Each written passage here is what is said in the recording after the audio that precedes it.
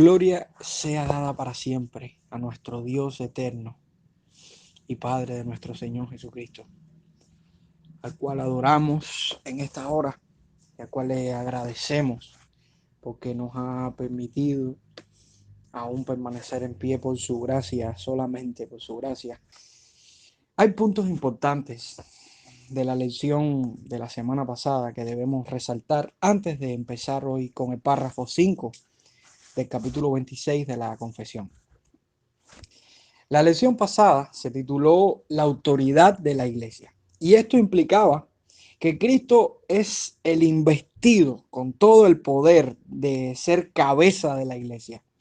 Nadie iguala, ni mucho menos sobrepasa la autoridad de Cristo en la iglesia. Todo debe ser hecho en la iglesia a la medida y bajo la exclusiva autoridad de Jesucristo. La iglesia no tiene derecho de abstenerse o sustituir lo que ha sido establecido por Cristo. Y quien se oponga a su autoridad está evidenciando su identidad con la posesión del espíritu del anticristo. Quien no comprende o acepta la autoridad de Cristo sobre la iglesia no estará dispuesto a sujetarse a sus mandamientos, específicamente los que vamos a exponer en los siguientes párrafos de la confesión. El poder de la investidura de Cristo era expuesto, si nosotros vemos en el párrafo pasado, en 4 aspectos: en el llamamiento, en el establecimiento, en el orden y en el gobierno de la iglesia. Y habíamos hablado de que cada uno de estos aspectos eran descritos en los párrafos siguientes. La lección de hoy tratará el tema del llamamiento de la iglesia y está basada en el párrafo 5. Hoy vamos a ver el párrafo 5. Cristo llama a la iglesia. Dice la confesión en el párrafo 5 del capítulo 26. En el ejercicio de este poder que le ha sido confiado, el Señor Jesús, a través del ministerio de su palabra y por su espíritu, llama a sí mismo del mundo a aquellos que le han sido dados por su Padre para que anden delante de él en todos los caminos de la obediencia que él les prescribe en su palabra. A los así llamados les ordena andar juntos en congregaciones concretas e iglesias para su edificación mutua y la debida observancia del culto público que él requiere de ellos en el mundo. La lección de hoy responde a 3 preguntas importantes. Primero, ¿por qué podemos venir a Dios? Segundo, ¿para qué somos llamados por Cristo? Y tercero, ¿cuál es el fin que se espera de quienes han sido llamados por Cristo? Por lo tanto, vamos a tocar 3 puntos importantes. Primero, el por qué venimos a Dios. Segundo, el para qué venimos a Dios. Y tercero, lo que se espera de aquellos que venimos a Dios. El por qué venimos a Dios. Los cristianos hemos sido llamados del mundo por Cristo mediante la proclamación de la palabra por el poder del Espíritu. El poder del Espíritu está en la proclamación de la palabra sobre quienes fueron llamados por Cristo. La pregunta 94 del Catecismo Bautista nos dice: ¿cómo la palabra es hecha eficaz para salvación? Es una pregunta. ¿Cómo la palabra es hecha eficaz para salvación? Y la respuesta es: el Espíritu de Dios hace que la lectura, pero especialmente la predicación de la palabra, sea un medio eficaz para convencer y convertir a los pecadores y para edificarlos en la santidad y el consuelo a través de la fe para salvación. Cristo no está en un lugar donde no puede ver o escuchar, sino que opera con el poder en cada corazón de los que han de venir a él. Tanto usted como yo, si estamos en Cristo, somos una muestra de que Cristo es un Señor presente, es un Señor activo en el mundo al exhibirnos como nuevas criaturas rescatados del poder del pecado, del dominio del pecado. Nosotros podemos dar testimonio de la obra sobrenatural de Jesucristo en nuestra vida. Como siendo esclavos del pecado, ahora somos libres en Jesucristo. Ahora tenemos la libertad para poder hacer la voluntad de Dios, cuando antiguamente lo que queríamos hacer era el mal solamente. La palabra del Señor en Juan capítulo 17, verso del 1 al 3, nos dice: estas cosas habló Jesús y levantando los ojos al cielo dijo: Padre, la hora ha llegado. Glorifica a tu Hijo para que también tu Hijo te glorifique a ti, como le has dado potestad sobre toda carne, para que dé vida eterna a todos los que le diste. Y esta es la vida eterna, que te conozcan a ti, el único Dios verdadero, y a Jesucristo, a quien has enviado. El libro octavo de las Confesiones de San Agustín muestra su testimonio al describir ese llamamiento de Cristo en la palabra, el cual es eficaz. Y le cito unas palabras que él cuenta en su libro. Decía estas cosas y lloraba con amarguísima contrición de mi corazón. Mas he aquí que oigo de la casa vecina una voz como de niño o niña que decía cantando y repetía muchas veces: toma y lee, toma y lee. De repente, cambiando de semblante, me puse con toda la atención a considerar si por ventura había alguna especie de juego en que los niños soliesen cantar algo parecido, pero no recordaba haber oído jamás cosas semejantes. Y así, reprimiendo el ímpetu de las lágrimas, me levanté, interpretando esto como una orden divina de que abriese el códice y leyese el primer capítulo que hallase. Así que apresurado volví al lugar donde estaba sentado Alipio, y yo había dejado el códice del apóstol al levantarme de allí.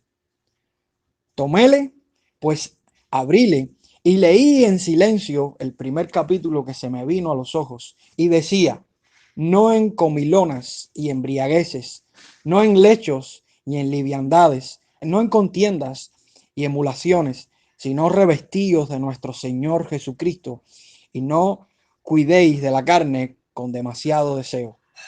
No quise leer más, ni era necesario tampoco, pues al punto que di fin a la sentencia, como si se hubiera infiltrado en mi corazón una luz de seguridad, se disiparon todas las tinieblas de mis dudas. Si usted quiere seguir leyendo el testimonio de Agustín de Hipona, busque Confesiones de Agustín en el octavo libro, ahí cuenta su testimonio. Pero solo le dejo estas palabras para que nosotros comprendamos en testimonio de una persona que ha conocido al Señor, el poder que opera en la palabra del Señor, ese poder del Espíritu, en el llamamiento de Cristo a aquellos que le pertenecen. El llamado de Cristo a la salvación es eficaz, totalmente. Cuando Cristo llama a su pueblo responde. La palabra del Señor en Juan capítulo 10, verso del 14 al 16, nos dice claramente: yo soy el buen pastor y conozco mis ovejas, y las mías me conocen, así como el Padre me conoce y yo conozco al Padre, y pongo mi vida por las ovejas. También tengo otras ovejas que no son de este redil. Aquellas también debo traer, y oirán mi voz, y habrá un rebaño y un pastor. Amados hermanos, estamos aquí porque nuestro Señor Jesucristo nos atrajo a Él. Nuestro Señor Jesucristo nos trajo por el poder de su palabra, por el poder de su Espíritu, el cual nos ha traído aquí como hijos suyos cuando éramos enemigos de Él. Juan capítulo 12, verso del 28 al 32, Jesús dice: Padre, glorifica tu nombre. Entonces vino una voz del cielo: lo he glorificado y lo glorificaré otra vez. Y la multitud que estaba allí había oído la voz. Decía que había sido un trueno. Otros decían: un ángel le ha hablado. Respondió Jesús y dijo: no ha venido esta voz por causa mía, sino por causa de vosotros. Ahora es el juicio de este mundo. Ahora el príncipe de este mundo será echado fuera. Y yo, si fuere levantado de la tierra, a todos atraeré a mí mismo. ¿Y quiénes son estos todos a los cuales Jesús, de una manera segura, atraerá a sí mismo? Son aquellos por los cuales Él murió. Aquellos que desde la eternidad fueron escogidos para salvación. Aquellos que tienen su disposición errante, su conducta errante, su naturaleza errante, su vida pecaminosa, pero han sido escogidos para salvación. Y cuando escuchan el llamado el llamado del evangelio, cuando escuchan el llamado del evangelio, vienen a él en una actitud de arrepentimiento y fe. La misma palabra que se usa aquí en este capítulo 12, verso 32, atraeré a mí mismo.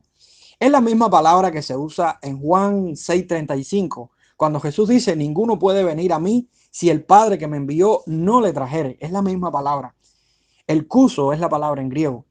Ahora, esta palabra se utiliza para arrastrar de una manera fuerte, no necesariamente para atraer. Cuando Jesús está usando esta palabra, tanto en Juan capítulo 12, 32, como Juan capítulo 6, 35, está haciendo referencia a una palabra fuerte, una palabra en la cual un pescador tira las redes al mar y esas redes llenas de peces las tiene que atraer a él. Es una fuerza que se está haciendo.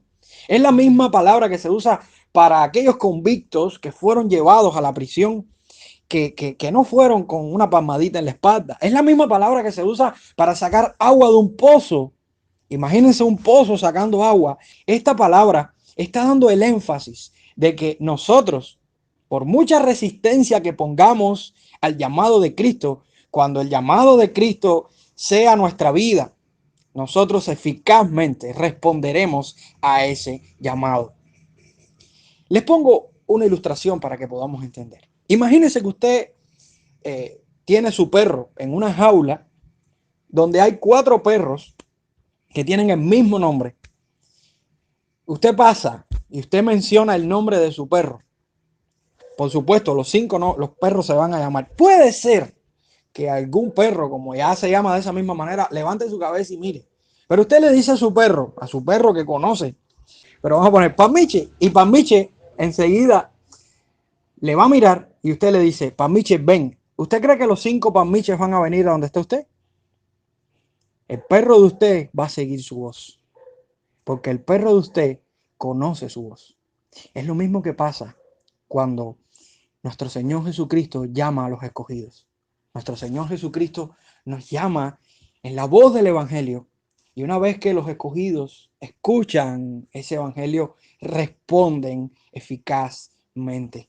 En el pensamiento agustiniano, esto refiere como la eficacia de la gracia divina en la redención, que no depende ni de su congruencia, ni de la cooperación activa, ni de la resistencia pasiva de su sujeto, sino de su naturaleza y del propósito de Dios. Dios tiene un plan y un propósito, y su plan y su propósito se cumplirán en cada uno de sus hijos.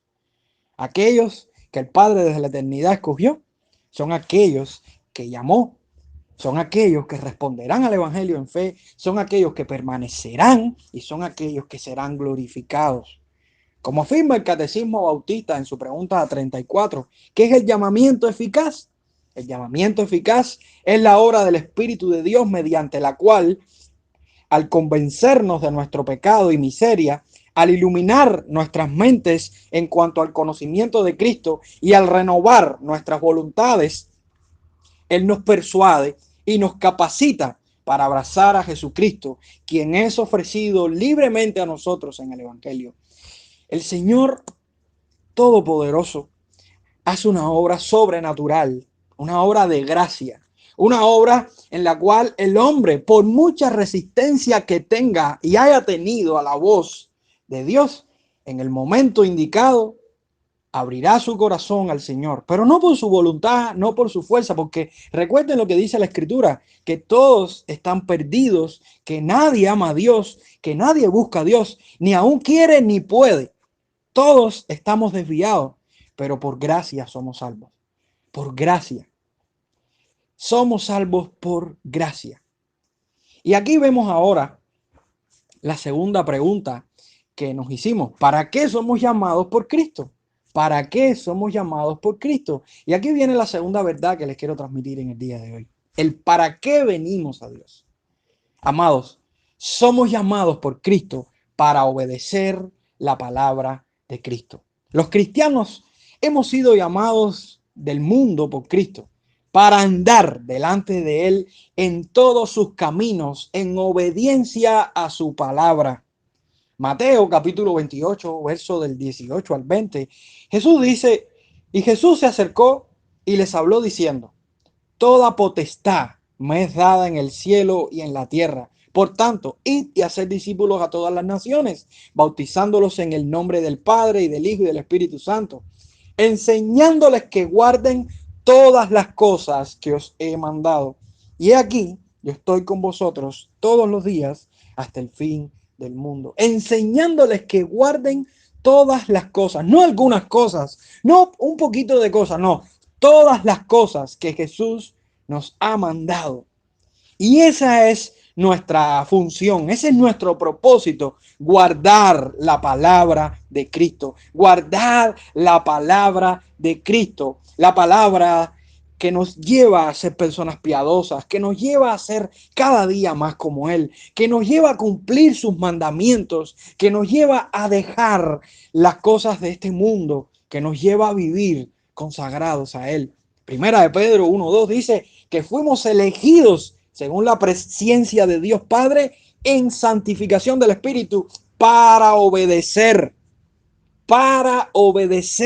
y ser rociados con la sangre de Jesucristo. Toda persona que ha sido escogida por Dios, toda persona que ha respondido al llamado de Cristo en la predicación de la palabra, es escogido para ser santo. Así que no podemos hacer lo que queremos, porque hoy tenemos una nueva naturaleza, porque hoy tenemos un propósito, un fin. Fuimos escogidos para ser santos. Si antes de ser llamados por Cristo vivíamos en obediencia a nuestra carne como esclavos, ahora somos esclavos, pero somos esclavos de Cristo por el poder del Espíritu en nosotros. Es como el jugador que jugaba en un equipo y lo compraron y ahora juega en el equipo contrario y juega en el equipo contrario y no puede darle una oportunidad a su antiguo equipo. No puede jugar en el equipo contrario ahora y tratar de que gane su equipo antiguo. No, ya él pertenece a otra liga, a otro equipo. Ahora el día que tenga que jugar en contra de su equipo pasado, tiene que jugar con toda su fuerza para derrotar a ese equipo. Ahora se vuelve su enemigo en el campo de juego. Así que, amados hermanos, una vez que hemos sido rescatados por Cristo, una vez que hemos respondido al llamado de Cristo por ese poder sobrenatural de Dios, nosotros viviremos en obediencia al Señor. Estos llamados por Cristo, que son obedientes a su palabra, son los descritos en el párrafo 2 que estuvimos compartiendo hace unas semanas atrás. En este capítulo 26, son descritos como aquellos miembros de la iglesia universal y visible.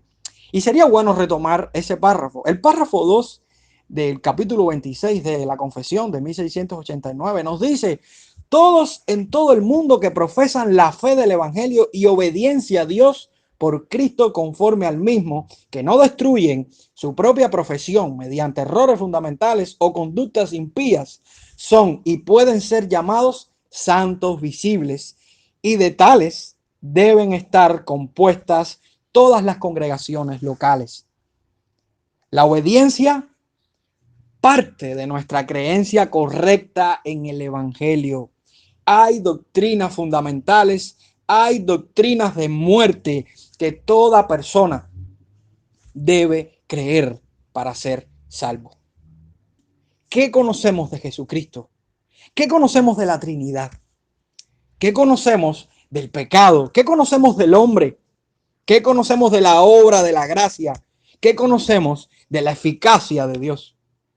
La obediencia parte de nuestra creencia correcta en el Evangelio. Si nosotros no creemos correctamente en el Evangelio, estamos siendo desobedientes desde el primer paso.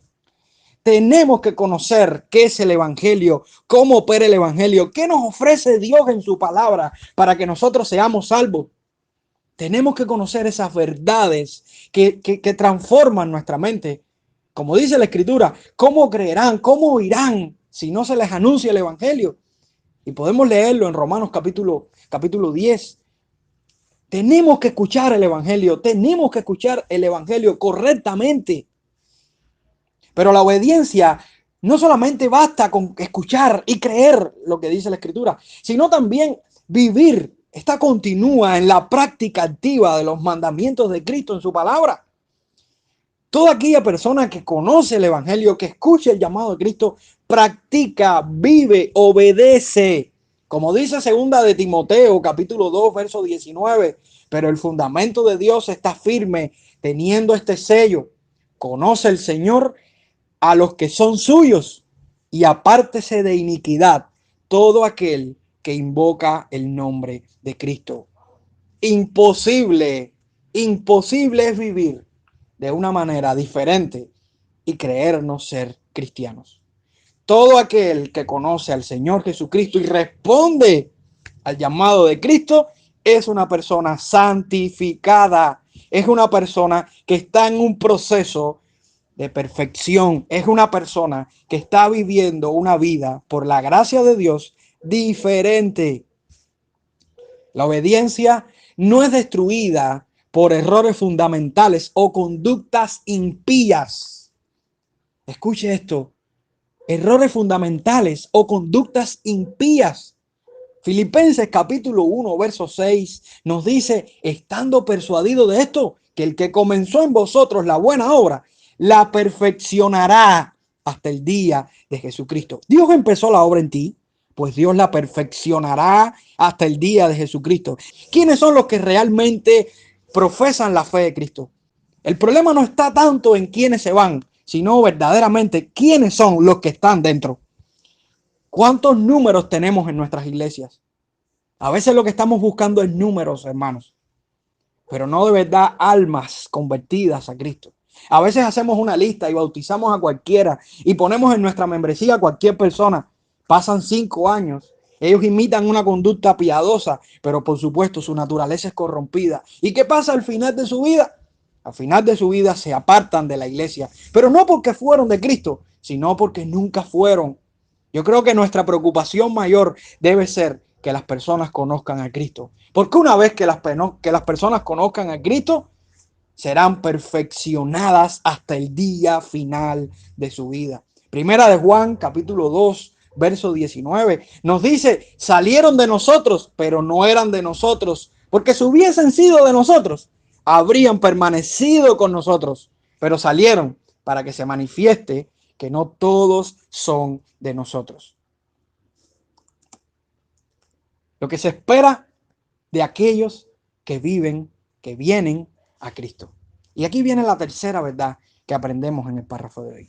Lo que se espera. ¿Qué esperamos? Somos llamados por Cristo para vivir obedientemente en santidad para Él. Somos llamados por Cristo para ser miembros de iglesias locales. O sea, iglesias locales, como muestra de la iglesia universal y visible del Señor. Pero lo que se espera de aquellos que conocen al Señor y responden a su llamado para vivir en obediencia es que formen parte de la iglesia del Señor Jesucristo. Cuando Cristo llama del mundo a aquellos que del mundo han de ser salvos, lo hace para incluirlos a la membresía de una iglesia. Esto es una gran realidad, hermano.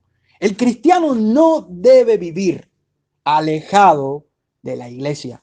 Él nos incluye en la iglesia. De hecho, eso es un pensamiento desde el decreto de Dios en la eternidad. Dios pensó en un pueblo, en una iglesia por la cual Cristo moriría.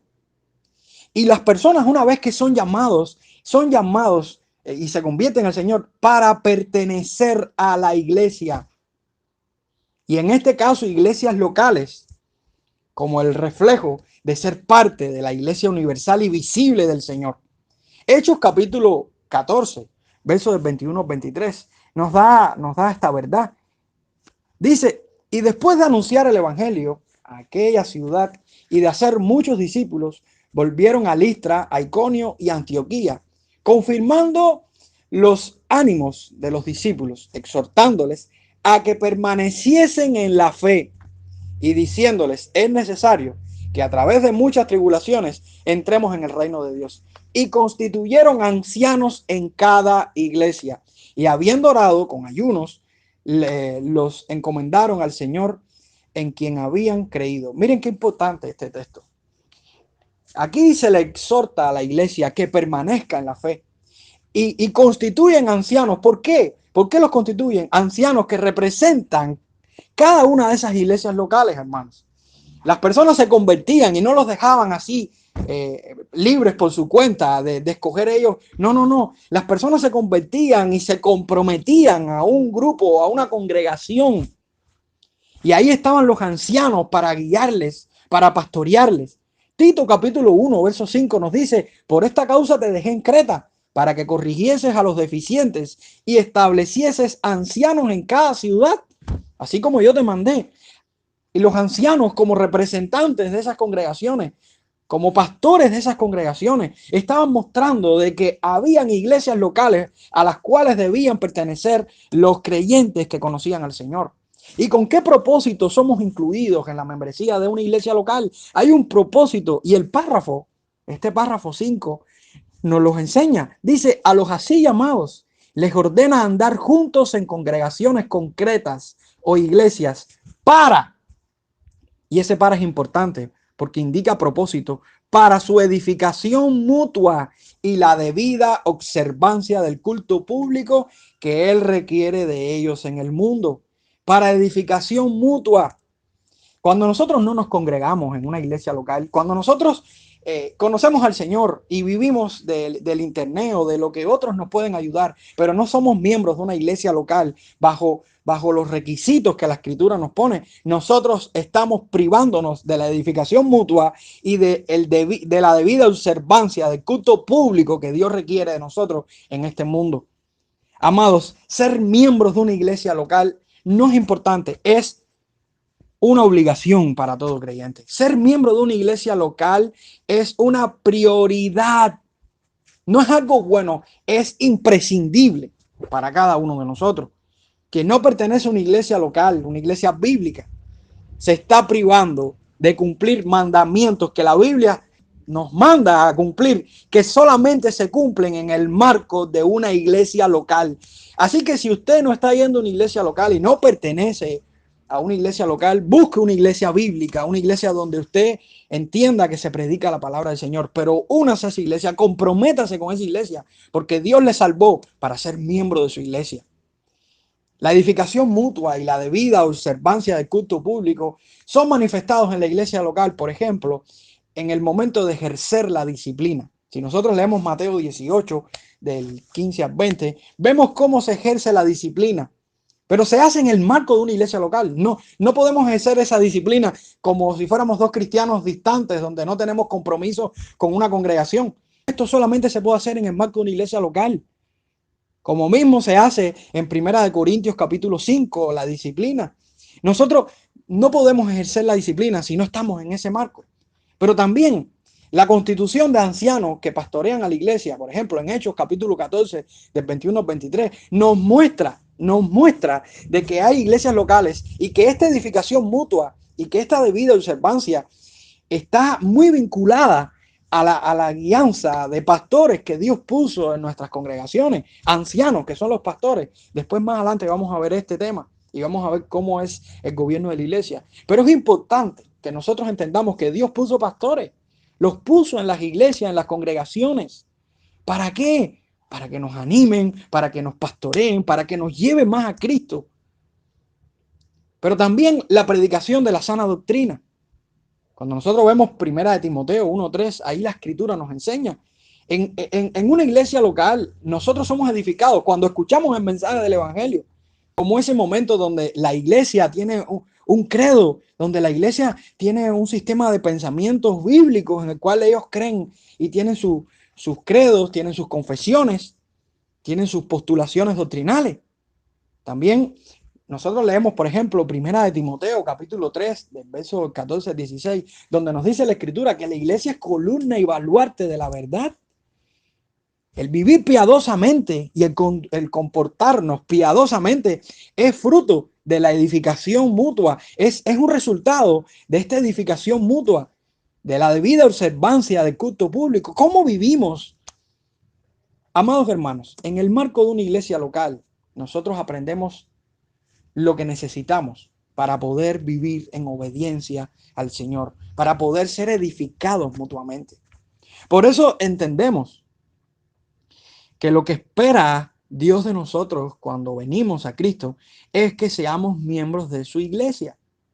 La iglesia universal, invisible, pero también universal y visible, que es expuesta en congregaciones locales. Cristo llama a la iglesia. Así le titulé a la lección de hoy. Y hay varias implicaciones que tenemos que tener en cuenta cuando entendemos este párrafo. Primero, las iglesias locales son originadas por Cristo y no por el hombre. La iglesia no es una invención, no es un invento humano. Dios la creó. Y no podemos pensar que porque en las iglesias locales hayan errores humanos, Dios no está en medio de ellas. No, hermanos. Las iglesias locales son originadas por Cristo, son originadas por Dios. Y debemos entender y debemos sujetarnos a ellas. Segundo, no podemos desligar la existencia de las iglesias locales del plan redentor de Dios que fue diseñado en la eternidad, desarrollado progresivamente en el Antiguo Testamento y consumado en el Nuevo Testamento. Es un plan que se va desarrollando a lo largo de la Escritura y es consumado en el Nuevo Testamento. Nosotros hoy estamos viviendo en ese plan de Dios que es manifestado en la iglesia, hermanos, en las iglesias locales. Tercero, la Gran Comisión juega un papel fundamental en el desarrollo y la consolidación de las iglesias locales. ¿Cómo podemos enseñar todas las cosas que Él nos ha mandado si no es en el marco de una iglesia local? ¿De qué manera lo podemos hacer? ¿De qué manera podemos discipular a una persona? ¿De qué manera una persona se puede hacer pastor o diácono de una iglesia si no es en el marco de una iglesia local? ¿De qué manera podemos salir y predicar el evangelio? Sí, podemos predicar el evangelio, pero no de una manera organizada. Y cuando les predicamos el evangelio, ¿a dónde los llevamos?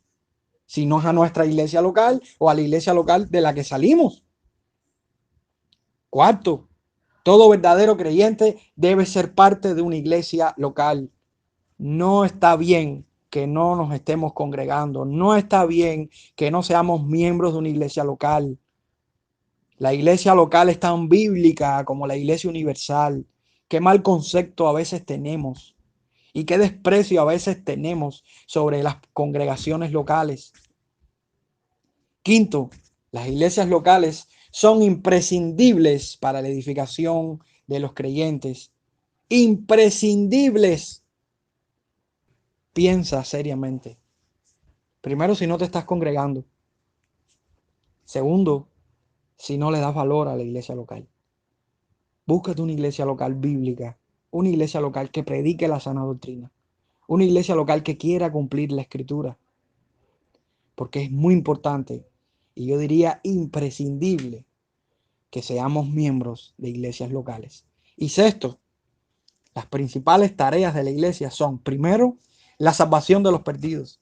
Segundo, la edificación de los creyentes. Y tercero, la correcta observancia del culto público. Nosotros en el marco de la iglesia local tenemos la responsabilidad de predicar el evangelio y salvar a los perdidos, de edificarnos los unos a los otros y tercero, de tener una correcta observancia del culto público. Es importante entender qué se hace en una iglesia local según la Biblia. No es lo que queremos hacer, como nos manda nuestro Señor Jesucristo, que es la cabeza. Él es la cabeza. Él es la cabeza.